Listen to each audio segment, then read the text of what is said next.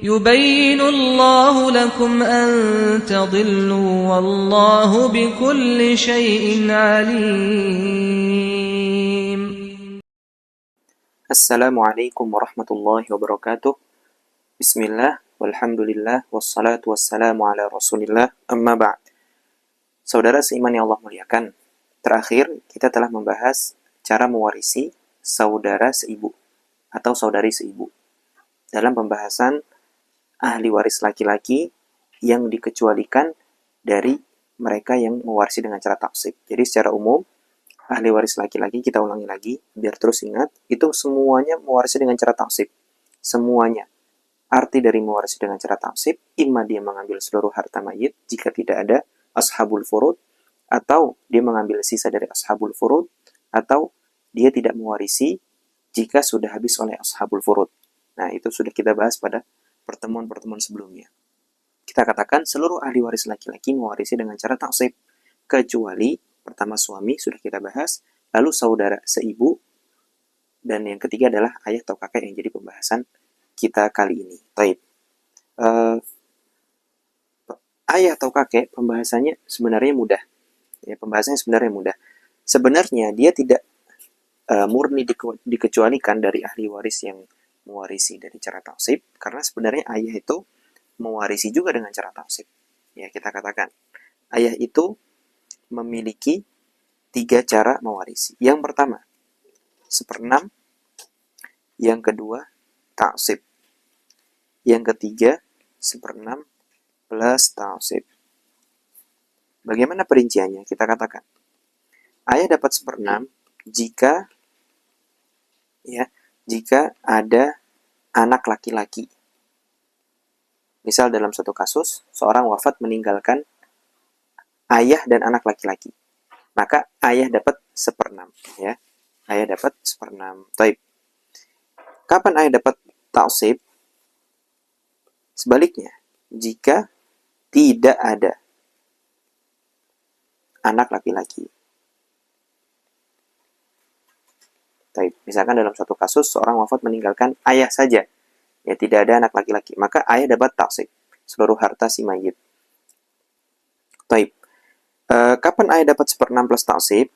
Jika ada anak perempuan. Jika ada anak perempuan. Taib.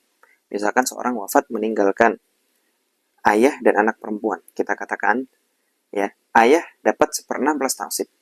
Taib. Berapa jatah anak perempuan nanti? Kita bahas pada waktunya. Sekarang kita hanya membahas bagaimana cara mewarisi ayah. Taib. Ini ya. Coba kita bahas atau kita berikan contoh soal untuk memahamkan. Misalkan seorang wafat meninggalkan ayah saja. Berapa?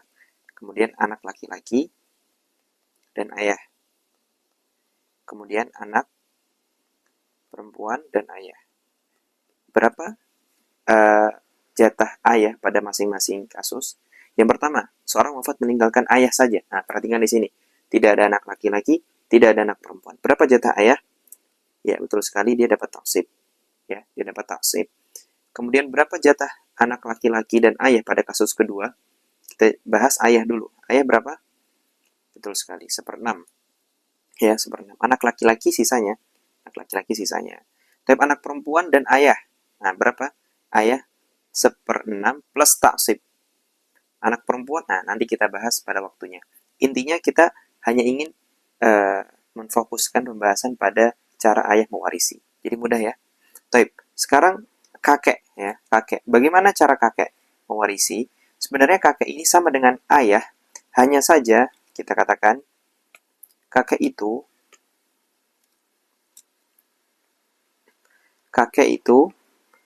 tidak mewarisi